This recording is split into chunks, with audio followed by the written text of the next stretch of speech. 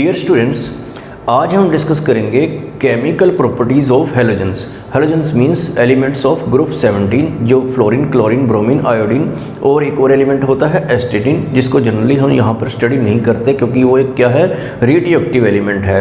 तो chemical properties में सबसे पहले हम डिस्कस करेंगे केमिकल रिएक्टिविटी ऑफ हैलोजेंस। तो हैलोजेंस जो होते हैं वो क्या हैं, हाईली रिएक्टिव एलिमेंट्स होते हैं।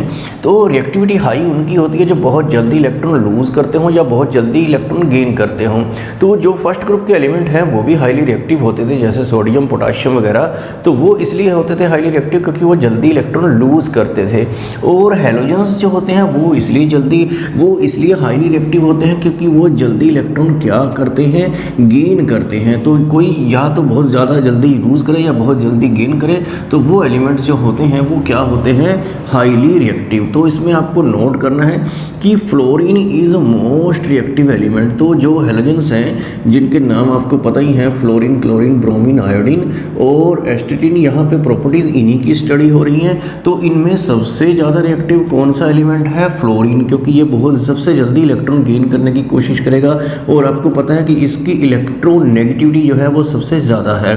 और आपको यहाँ पे ये बताना है कि रिएक्टिविटी जैसे भी हम ग्रुप में ऊपर से नीचे आते हैं, जैसे फ्लोरीन, क्लोरीन, ब्रोमीन, आयोडीन, तो रिएक्टिविटी जो है नीचे आते आते क्या होती जाएगी, डिक्रीज़ होती जाएगी, क्योंकि जैसे साइज़ बड़ा होता चला जाता है तो इलेक्ट्रॉन गेन करने की टेंडेंसी भी क्या हो जाती है, डिक्रीज़ हो जाती है।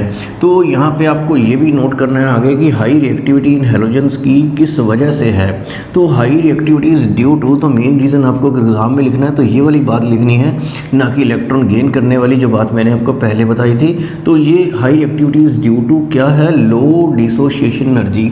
आपको पता है कि जो फ्लोरीन, क्लोरीन वगैरह हैं जल्दी से ब्रेक हो जाते हैं। आपको इसका रीज़न भी बताया गया था कि ये यहाँ पर क्या होते हैं, 3 लोन पेयर होते हैं। तो लोन पेयर रिपल्शन की वजह से इनका डिसोसिएशन एनर्जी जो है वो बहुत कम होती है। और दूसरा पॉइंट इसमें है कि हाई रिएक्टिविटी का वो है large negative electron gain enthalpy. इनकी इलेक्ट्रॉन गेन एंथैल्पी बहुत ज़्यादा नेगेटिव होती है, या आप इसको यूँ भी कह सकते हैं कि इनकी इलेक्ट्रॉन एफिनिटी जो है हाई होती है। इलेक्ट्रॉन एफिनिटी को ही नेगेटिव साइन के साथ कहा जाए तो वो इलेक्ट्रॉन गेन एंथैल्पी बोला जाता है।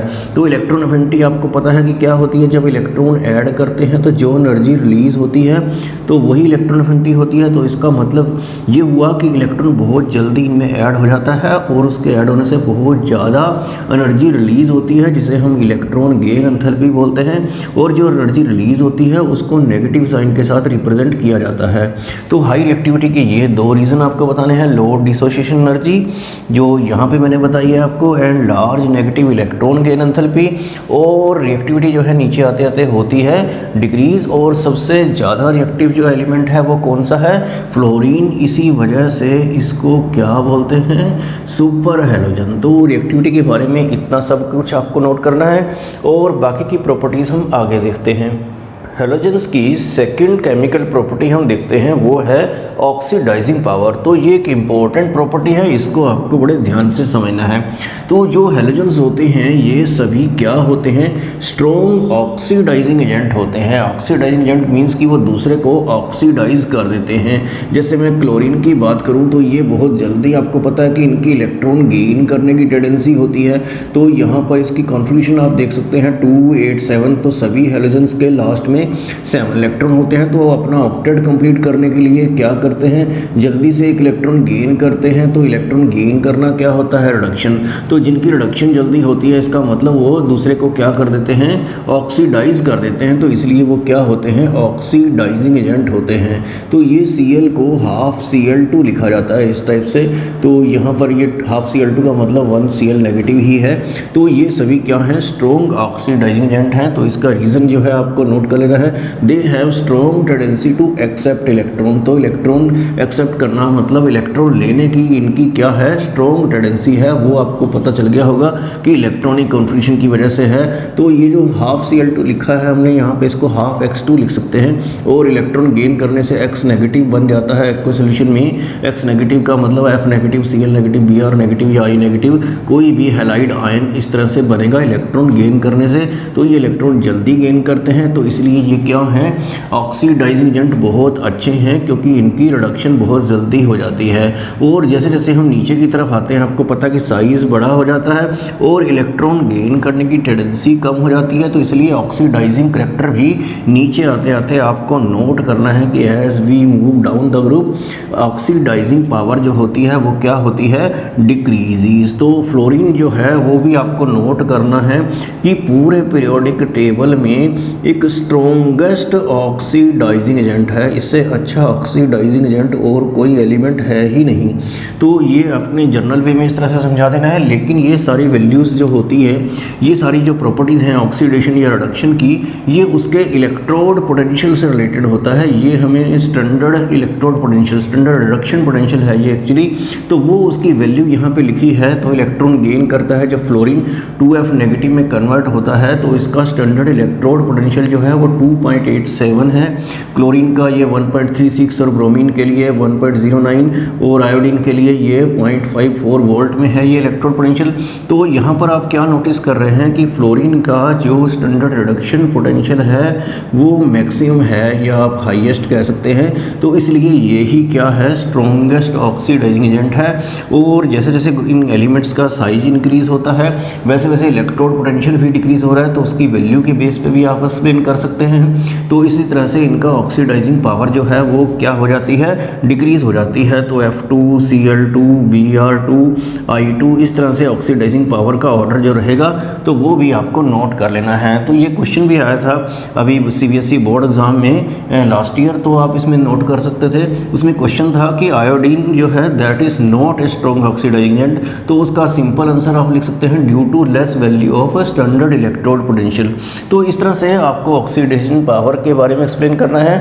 और ऑक्सीडाइजिंग पावर जो है वो इसकी वाटर से रिएक्शन से भी रिलेटेड होती है, वो हम आगे देखते हैं। हैलोजेंस की रिएक्शन हम वाटर से देख लेते हैं, तो ये रिएक्शन आपको नोट कर लेनी है। और आपको ये भी ध्यान रखना है कि ये हैलोजेंस वाटर को भी ऑक्सीडाइज कर देते हैं, जैसे फ्लोरीन क्योंकि सबसे अच्छा ऑक्सीडाइजिंग एजेंट है, तो ये वाटर से रिएक्ट करके ऑक्सीजन बना सकता है या ओजोन बना सकता है। तो अगर आप ऑक्सीजन बनाएंगे तो ये 2 करने के लिए आप वाटर पे यहाँ आगे 2 लगाएंगे ऑक्सीजन बैलेंस करने के लिए, तो H कितने हो जाएंगे 4, तो 4HF निकलेगा। तो ये 4HF जो है वो अलग अलग से लिख दें क्योंकि ये आयंस में डिसोशिएट हो जाता है, 4H positive plus 4F negative. तो इस तरह से वाटर की रिएक्शन हो जाएगी फ्लोरीन से अगर ऑक्सीजन बनाना है। अगर आपको ओजोन बनाना है तो ओजोन क्या होता है O3, ये ओजोन भी बना सकता है ऑक्सीजन भी बना सकता है, तो दोनों ही रिएक्शन आपको नोट करनी है। तो O3 है तो आपको यहाँ वाटर के आगे क्या लिखना पड़ेगा 3, तो इससे हाइड्रोजन जो है वो 6 हो जाएंगे, तो 6HF लिखना है और उसको अलग अलग लिखना है ऐसे एक्वस सोल्यूशन में। तो इस तरह से फ्लोरीन की रिएक्शन तो बहुत इंपॉर्टेंट है वाटर के साथ, जो आपको नोट कर लेनी है कि ये वाटर को ऑक्सीडाइज करके ऑक्सीजन या ओजोन जो है वो प्रोड्यूस करता है। इस तरह से क्लोरीन ब्रोमीन भी वाटर से रिएक्ट कर जाते हैं, लेकिन रिएक्शन थोड़ा सा डिफरेंट होती है, तो वो भी आप नोट कर लीजिए। क्लोरीन जब वाटर के साथ रिएक्ट करेगा तो HCl और HOCl बनाएगा, ये हाइपोक्लोरस एसिड होता है एक्वस सॉल्यूशन में। इस तरह से ब्रोमीन की भी वाटर से रिएक्शन हो जाती है, तो HBr और HOBr, तो ये बिल्कुल सेम टू सेम रिएक्शन है। तो आयोडीन तो आपको पता है कि वाटर से रिएक्ट नहीं कर पाएगा क्योंकि उसका वो उतना अच्छा ऑक्सीडाइजिंग एजेंट नहीं है। तो उसका आंसर मैंने आपको क्या बताया था कि वो अच्छा ऑक्सीडाइजिंग एजेंट क्यों नहीं है, due to its less value of electrode potential, जो आपने पहले नोट कर ली थी। इसमें तो उल्टा आयोडाइड आयन ही ऑक्सीडाइज होकर आयोडीन बना देता है ऑक्सीजन से रिएक्ट करके, तो ये रिएक्शन भी जरूरी है नोट करना। एसिडिक मीडियम में आयोडाइड से क्या बन जाता है, आयोडीन बन जाता है। तो ये रिएक्शन अगर आप नोट करेंगे तो आप देखेंगे कि ये वाली रिएक्शन का ये उल्टा ही है। इसी रिएक्शन में अगर F की जगह पे आप I नेगेटिव लिख देंगे तो इसी का उल्टा ये रिएक्शन है, आप ध्यान से इसको नोटिस कर लेंगे। तो ये रिएक्शन विद वाटर जो हैलोजेंस की हैं ये भी आपको नोट कर लेनी है। इसी में आपको एक बहुत इंपॉर्टेंट पॉइंट नोट करना है, तो वो क्या है, electron gain enthalpy of Cl is more negative than fluorine. तो आपको मैंने बताया था कि Cl की जो इलेक्ट्रॉन गेन एंथैल्पी है वो मोर नेगेटिव है देन फ्लोरीन।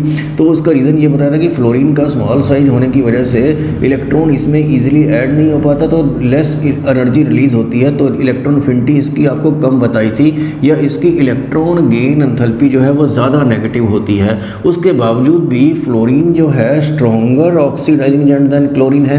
तो इसके ऊपर क्वेश्चन भी बोर्ड एग्जाम में आया हुआ है, तो इसलिए आपको ये बात समझनी है कि इलेक्ट्रॉन गेन एंथैल्पी तो Cl की ज़्यादा है, ज़्यादा नेगेटिव है फ्लोरीन से, लेकिन फिर भी फ्लोरीन जो है stronger oxidising agent than chlorine है। तो उसका एक रीज़न, एक तो वो इलेक्ट्रोड पोटेंशियल वाला भी आप दे सकते हैं, लेकिन यहाँ पे एक जो रीज़न मैं आपको बता रहा हूँ वो क्या लिखना है, it is due to its low bond dissociation energy.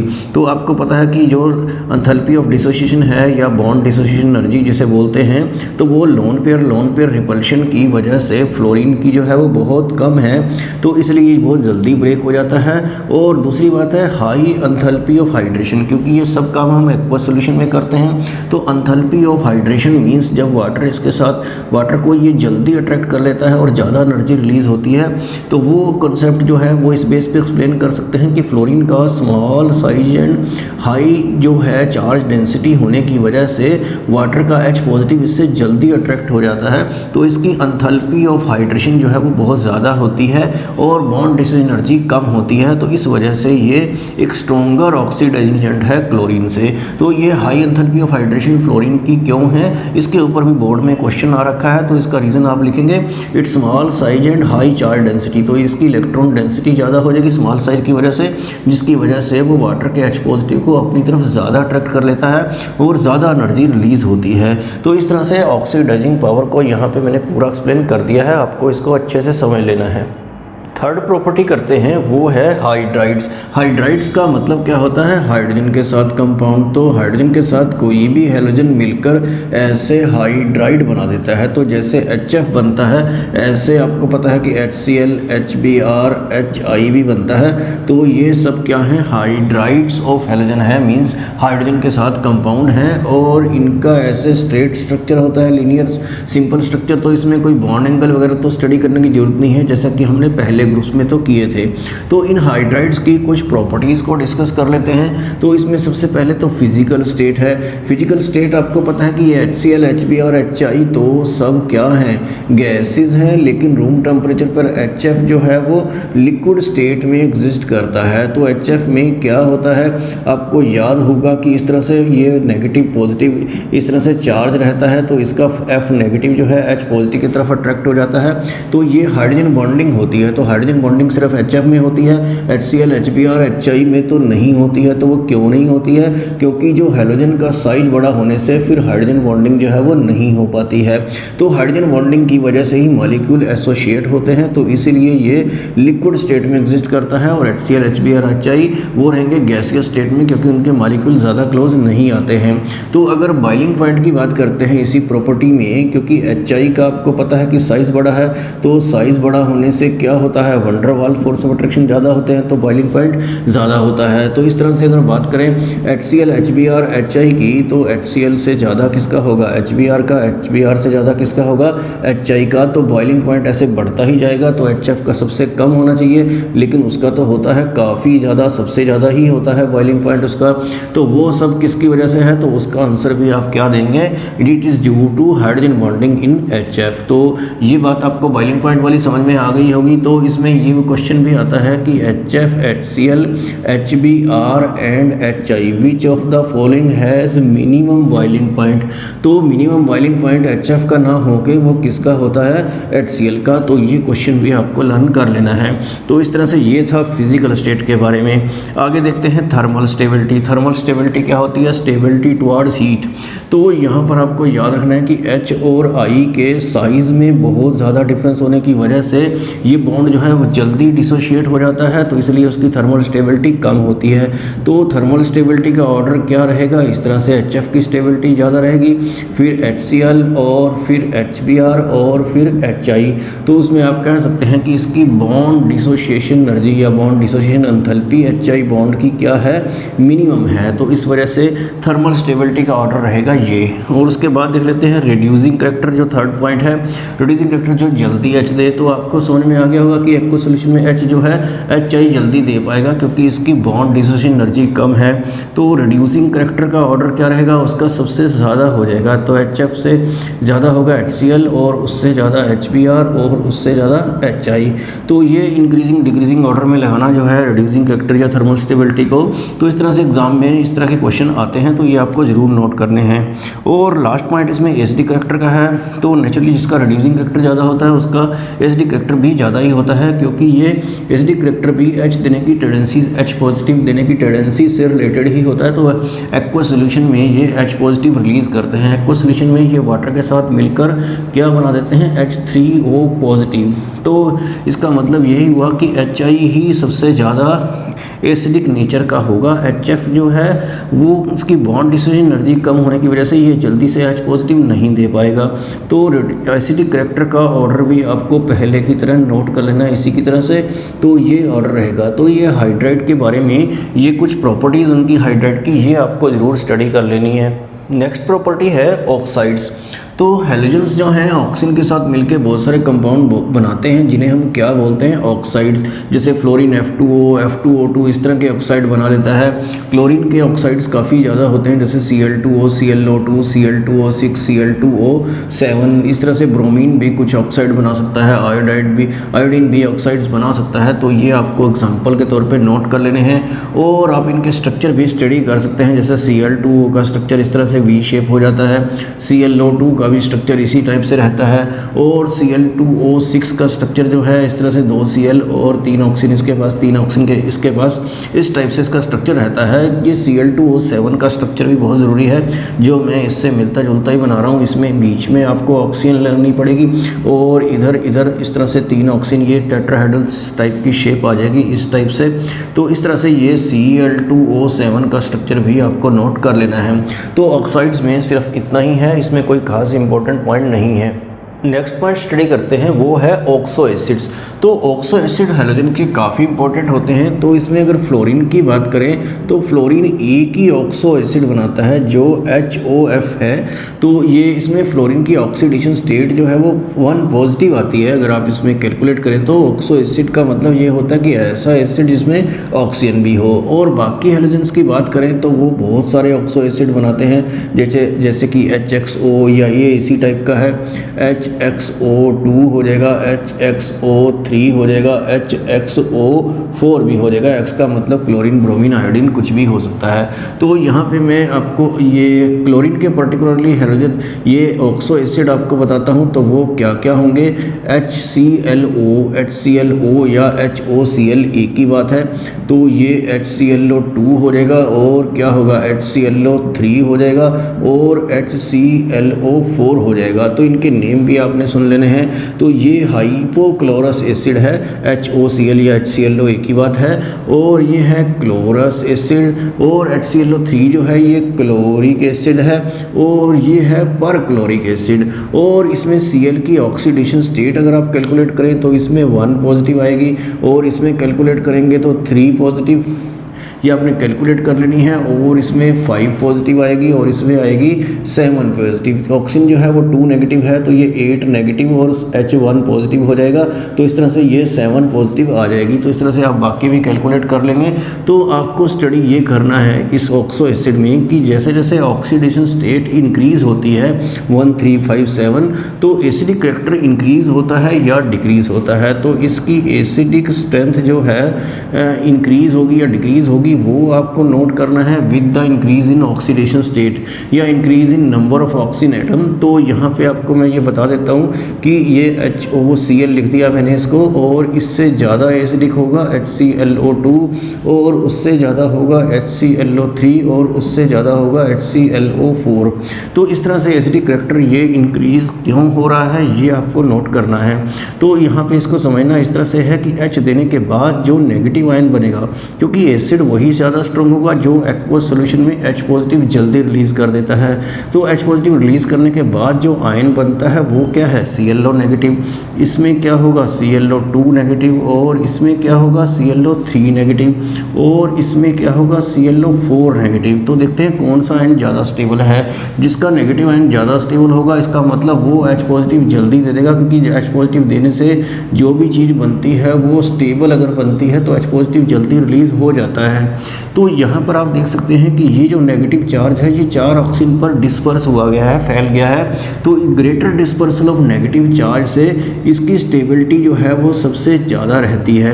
तो इस ऑर्डर में स्टेबिलिटी रहती है due to greater dispersal of negative charge on oxygen atom. तो इस तरह से ये ClO4 नेगेटिव आयन जो है ज़्यादा स्टेबल होता है, तो इसका मतलब यही सबसे जल्दी H पॉजिटिव देगा। तो HClO4 जो परक्लोरिक एसिड है यही इनमें से स्ट्रॉन्गेस्ट एसिड होगा। तो ये पॉइंट आपको जरूर नोट करना था। और एसिडिक स्ट्रेंथ में अगर आप ये ऑक्सीजन चेंज नहीं हो रही है, ऑक्सीजन के number of oxygen atom same है, हेलोजन पर्टिकुलरली चेंज हो जाता है, तो कैसा ऑर्डर रहेगा वो आपको नोट करना है। तो जैसे ऑक्सीजन हम एक ही ले लेते हैं तो HOF, HOCl, HOBr और HOI भी ले लेते हैं। तो यहाँ पे आपको नोट करना है कि कौन सा ज़्यादा एसिडिक होगा। तो एसिडिक नेचर जो है वो आपको पता है कि H पॉजिटिव रिलीज़ करने से ही होती है। तो क्योंकि ऑक्सीजन इलेक्ट्रोनेगेटिव है और फ्लोरीन तो और भी इलेक्ट्रोनेगेटिव है, तो इसका मतलब यही H जल्दी देगा। तो जैसे जैसे साइज बड़ा होता जाएगा हेलोजन्स का, इलेक्ट्रोनेगेटिविटी डिक्रीज़ हो जाएगी और H पॉजिटिव देने की टेंडेंसी भी क्या होगी, डिक्रीज़ होगी। तो इस तरह से अगर हेलोजन चेंज होते हैं, ऑक्सीजन चेंज नहीं होती, मीन्स ऑक्सीडेशन स्टेट चेंज नहीं होती, तो इलेक्ट्रोनेगेटिविटी डिक्रीज होने से, साइज ऑफ हेलोजन एटम बढ़ने से इलेक्ट्रोनेगेटिविटी डिक्रीज हो जाती है। तो उससे एसिडिक करैक्टर जो है वो डिक्रीज होता है। तो इसमें HOF, HOCl ये ज़्यादा स्ट्रॉन्ग एसिड होंगे और ये वीक होंगे। इस तरह से ऑक्सो एसिड का एसिडिक करैक्टर जो है आपको बड़े ध्यान से समझ लेना है। इन हेलोजन्स के ऑक्सो एसिड के स्ट्रक्चर भी आपको नोट कर लेने हैं, क्योंकि ये भी कई बार एग्जाम में आ जाता है। जैसे HClO4 जो पर क्लोरिक एसिड है, इसका स्ट्रक्चर कैसे होगा। तो इसमें क्या है कि Cl के साथ जो है ये 3 ऑक्सीजन तो ऐसे आप डबल बॉन्ड से लगा दीजिए टेट्राहेड्रल शेप में, और एक OH, एक ऑक्सीजन यहाँ पर आ जाएगा। तो इस तरह से आपको ये भी पता है कि इसमें Cl की ऑक्सीडेशन स्टेट कितनी है, +7। तो ये 1 2 3 4 5 6 और 7 बॉन्ड बनाते हुए आपको नज़र आ रहा है।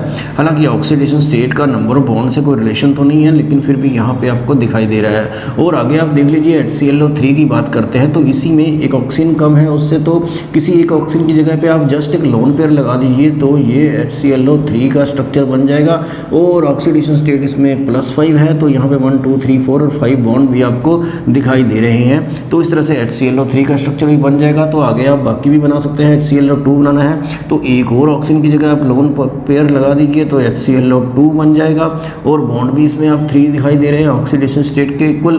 और अगर HClO की बात करें तो आप ये वाला ऑक्सीजन भी हटा के उसकी जगह पे भी क्या करें, एक लोन पेयर लगा दें, तो उसमें लोन पेयर 3 हो जाएंगे और ये HClO या HOCl का स्ट्रक्चर हो जाएगा। तो ये स्ट्रक्चर भी आपको अपनी नोटबुक पर ड्रा कर लेने हैं। आज का हमारा नेक्स्ट टॉपिक है इंटर हेलोजन कंपाउंड। तो ये एक बहुत ही इंपॉर्टेंट टॉपिक है, इसको आपको बड़े ध्यान से समझना है। इंटर हेलोजन कंपाउंड्स का मतलब होता है कि जो कंपाउंड हेलोजन आपस में बनाते हैं, the compound which halogens form with themselves, जो खुद के साथ कंपाउंड बनाते हैं उन्हीं को बोलते हैं इंटर हेलोजन कंपाउंड्स। तो ये किस तरह के कंपाउंड होते हैं, यहाँ पे बहुत सारे इसके एग्जाम्पल दिए हैं। जैसे फर्स्ट है AB टाइप, जिसमें मतलब कि 2 ही हेलोजन हो और एक अलग और दूसरा अलग, जैसे ClF हो गया, BrF हो गया, ICl। तो इस तरह से, और इनका स्ट्रक्चर कैसा होता है ये भी यहाँ पे लिखा है, वो लीनियर है, क्योंकि अगर 2 ही हेलोजन है तो इस तरह से वो सिंपली ऐसे एक दूसरे से एक सिंगल बॉन्ड से अटैच होंगे तो वो एक लीनियर स्ट्रक्चर ही बनता है। तो सेकंड है EB3 टाइप, तो एक के साथ 3 दूसरे हेलोजन लगे हों, तो जैसे ClF3 हो गया, BrF3 हो गया, ICl3 हो गया। तो ये जो है इनका स्ट्रक्चर T शेप बनेगा। स्ट्रक्चर हम आपको आगे समझा देंगे कि ये स्ट्रक्चर कैसे बनता है।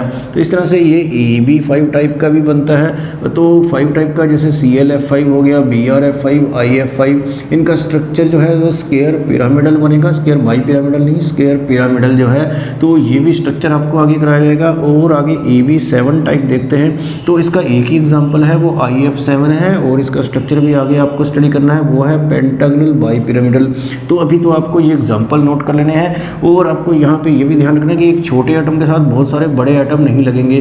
तो इसमें मतलब फ्लोरीन के साथ कोई दूसरा एटम लग जाए बहुत सारे, जैसे IF5 बना है तो ऐसे Fi5 नहीं बन पाएगा, तो वो फ्लोरीन जो है एक सेंट्रल एटम का रोल प्ले नहीं करता है। तो ऐसा भी बोर्ड में क्वेश्चन आया हुआ है। तो वो due to it small size आप कह सकते हैं, it can not accommodate four large size halogen around it, इसके साथ जो बड़े बड़े हैलोजन वो अकोमोडेट नहीं कर पाएगा।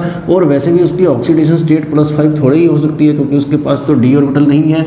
और बाकी एलिमेंट्स तो 1, 3, 5, 7 जो है इतनी सारी ऑक्सीडेशन स्टेट शो कर सकते हैं due to the availability of d orbital in their valence shell. तो ये आपने देख भी लिया है कि ये 1, 3, 5 और 7 ऑक्सीडेशन स्टेट में ही एग्जिस्ट कर रहा है, तो इसलिए वो 1, 3, 5 और 7 ही लगे हैं, कहीं 2, 4, 6 हैलोजन नहीं लगे हैं किसी भी हैलोजन के साथ। तो वो ऑक्सीडेशन स्टेट पे डिपेंड करता है। और ये जो इंटर हैलोजन कंपाउंड है इनकी प्रॉपर्टीज़ भी आपको नोट कर लेनी है। तो फर्स्ट है they are covalent in nature. तो वो कोवलेंट क्यों है? क्योंकि ये बॉन्ड तो कोवलेंट ही है, तो इनकी ऑलमोस्ट सिमिलर इलेक्ट्रोनेगेटिविटी होती है। तो ये यहाँ पे नोट करना है, due to their similar electronegativity, तो ये कोवलेंट बॉन्ड इनका रहता है। और सेकंड पॉइंट इसमें बहुत इंपॉर्टेंट है, they are more reactive than halogen.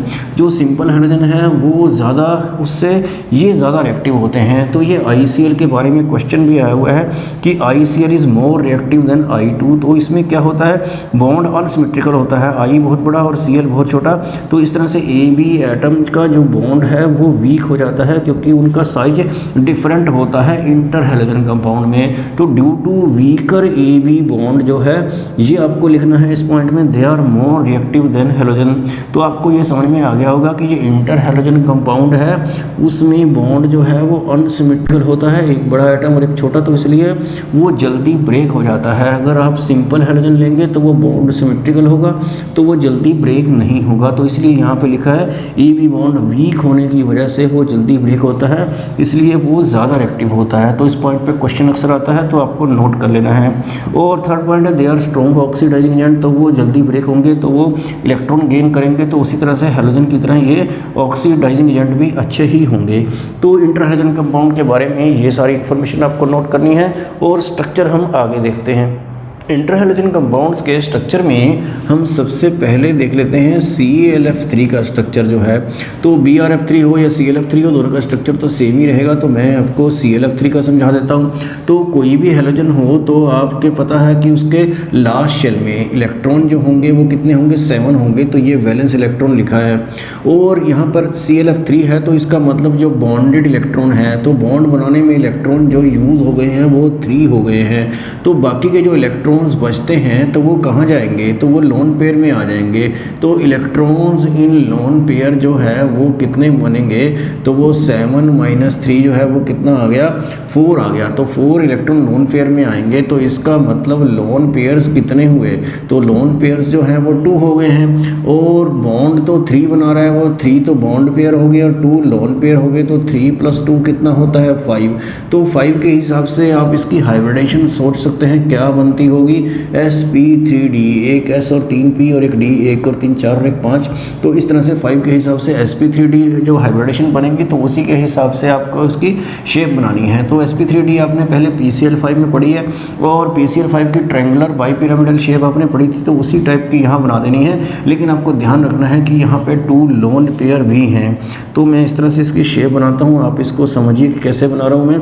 तो बीच में तो Cl है और 3 F लगाने हैं, एक ऊपर एक नीचे तो आपको लगाना ही है, और एक साइड में लगाएंगे, और 2 आपको क्या लगाने हैं, लोन पेयर। तो मैं इधर लोन पेयर लगा रहा हूँ, एक इधर भी लोन पेयर लगा रहा हूँ, इस टाइप से। तो ये लोन पेयर की रिपल्शन की वजह से ये जो फ्लोरीन है वो थोड़ा उधर की तरफ बेंड हो जाता है, इस टाइप से। और इस तरह से नीचे वाले को भी आप थोड़ा सा उधर कर लीजिए, इस टाइप से। लेकिन फिर भी ये शेप जो है वो कैसी रहेगी, लोन पेयर शेप में नहीं आएगा। तो यहाँ से यहाँ तक ये शेप है, इसको क्या बोलते हैं, टी शेप। तो ये इसकी ऐसे शेप होती है। तो ये ClF3 हो या BrF3 हो, तो इस तरह से आपको इसका स्ट्रक्चर बनाना है और हाइब्रिडेशन भी समझ लेनी है। सेकंड स्ट्रक्चर देखते हैं, वो है BrF5। तो ये BrF5 जो है या IF5 है, दोनों का स्ट्रक्चर एक ही जैसा रहेगा। तो हैलोजन कोई भी है तो आपको पता है कि उसके वैलेंस इलेक्ट्रॉन 7 ही होते हैं। और ये मैंने क्या लिखा था, बॉन्डेड इलेक्ट्रॉन, मीन्स कि वो कितने बॉन्ड बना रहा है। तो 5 फ्लोरीन लगे हैं, तो इसका मतलब है 5 इलेक्ट्रॉन बॉन्ड बनाने में यूज़ हो गए। तो बाकी इलेक्ट्रॉन कितने बचे जो लोन पेयर में आएंगे, इलेक्ट्रॉन्स इन लोन पेयर जो है 7 - 5 2 है, ये इवन नंबर में ही आना चाहिए। तो 2 इलेक्ट्रॉन लोन लोन पेयर में है, तो इसका मतलब क्या हुआ कि 1 ही लोन पेयर है, और एक 5 तो इसमें बॉन्ड हो गए और 1 लोन पेयर है। तो 6 के हिसाब से आपको हाइब्रिडेशन बतानी है, तो वो कैसे बताएंगे आप, sp3d2 s1p3d2 1 + 3 + 2 कितने हो जाते हैं, तो ये 6 हो जाते हैं। तो इस हिसाब से sp3d2 की जो शेप होती है, जैसे आपने sf6 की पढ़ी थी उसी जैसी शेप बना लेनी है आपको, बस फ़र्क ये रहेगा कि आपको एक लोन पेयर भी लगाना है। तो 6 वाली शेप जो है आप कैसे बनाया करते थे, ऐसे ऑक्टाहेड्रल टाइप। तो यहाँ पे ये BR लगाना है आपको और फ्लोरिंग लगाने हैं 4 तो लगा ही लीजिए कॉर्नर पर, और एक फ्लोरिंग ऊपर और एक नीचे। तो इतने तो है नहीं, 6 नहीं है हमारे पास, 5 ही है। तो एक फ्लोरिंग तो ऊपर लगा लिया और नीचे आपको क्या लगाना है, एक लोन पेयर, क्योंकि एक लोन पेयर भी है। और कुल मिला के इलेक्ट्रॉन टोटल जो है कोई भी हेलोजन हो उसके लास्ट में 7 होते हैं। 2 तो ये हैं, ये 1 2 3 4 5 6 7। तो इस तरह से आप इलेक्ट्रॉन काउंट कर सकते हैं जो बॉन्ड में है और जो लोन पेयर में है, और इस तरह से ये शेप इसकी बन जाएगी। और हाइब्रिडेशन भी आपको समझ में आ गई होगी। और इसमें अगर नीचे होता तो उसके बाई पिरामिडल, जिसे ऑक्टाहेड्रल बोलते हैं, वैसी शेप बनती। तो अब ये शेप कैसी है, इसका नेम है स्क्वायर पिरामिडल। तो ये बाई पिरामिडल नहीं, इसको लिखना है। तो इस तरह से ये स्ट्रक्चर भी आपको समझ में आ गया होगा। एक और स्ट्रक्चर हम स्टडी कर लेते हैं, ये है IF7। तो इसमें IF7 में आयोडीन के वैलेंस इलेक्ट्रॉन कितने होंगे, 7 ही होंगे, क्योंकि कोई भी हेलोजन हो लास्ट शेल में तो 7 इलेक्ट्रॉन ही होते हैं। और बॉन्डेड इलेक्ट्रॉन इस केस में कितने हो रहे हैं, 7, क्योंकि ये 7 बॉन्ड बना रहा है 7 फ्लोरीन एटम के साथ। तो इलेक्ट्रॉन इन लोन पेयर कितने होंगे, क्योंकि 7 इलेक्ट्रॉन टोटल हैं और 7 ही बॉन्ड बनाने में यूज़ हो गए हैं, तो लोन पेयर तो क्या आ गए हैं, 0 आ गए हैं। तो जितने भी बॉन्डेड इलेक्ट्रॉन हैं, लोन पेयर तो कोई है नहीं, उसी के हिसाब से आपको हाइब्रिडेशन नोट करनी है। तो हाइब्रिडेशन कौन सी रहेगी इसमें, sp3d3, एक s 3p और 3d, तो 1 + 3 + 3 कितने हो जाते हैं, 7। तो इस हिसाब से हाइब्रिडेशन भी आपको समझ में आ गई है कि इसमें sp3d3 बनने वाली है। और शेप कैसे बनेगी sp3d3 के अकॉर्डिंग, तो इसमें 7 फ्लोरीन है, तो आपको एक फ्लोरीन ऊपर और एक फ्लोरीन नीचे लगाना है। तो साइड्स में कितने लगेंगे, 7 में से 2 माइनस करिए तो 5। तो इसका मतलब ये हुआ कि आपको एक पेंटागन बना लेनी है। ऐसे मैं यहाँ पे आपको पेंटागन बना के दिखा देता हूँ, और उसी हिसाब से इसकी शेप बन जाएगी। तो ये आई एक बीच में लगा लीजिए और 5 फ्लोरीन इसके साइड्स में लगाने हैं आपको, जो कि एक ही प्लेन में है इस टाइप से। तो ये फ्लोरिंग लग गए 5, और एक फ्लोरिंग ऊपर और एक फ्लोरिंग नीचे तो आपको लगाना ही है। इसको आप थोड़ा सा साइड में दिखा सकते हैं ताकि ये क्लियरली विजिबल हो इस टाइप से। तो ये जो 5 फ्लोरिंग लगे हैं इनका टोटल एंगल तो 360 है, तो एक एंगल कितने का बनता है, 72 का। और प्लेन के ऊपर नीचे तो वो 90 डिग्री पर लगा हुआ है। और इस शेप को बोलते क्या हैं वो तो आपको पता ही है, पेंटागनल बाई पिरामिडल। तो इस तरह से ये वाला स्ट्रक्चर भी आपको जरूर लर्न कर लेना है। तो इंटरहेलोजन के स्ट्रक्चर और उनकी हाइब्रिडेशन कैसे कैलकुलेट होती है ये मैंने आपको बता दिया है। तो हेलोजन्स में कुछ और इम्पोर्टेंट टॉपिक जैसे कि एनॉमलस बिहेवियर ऑफ फ्लोरीन, और कुछ इंपॉर्टेंट रिएक्शंस जो हैं, और कुछ इंपॉर्टेंट क्वेश्चन जो बोर्ड एग्जाम में आते हैं वो हम करेंगे अगले लेक्चर में।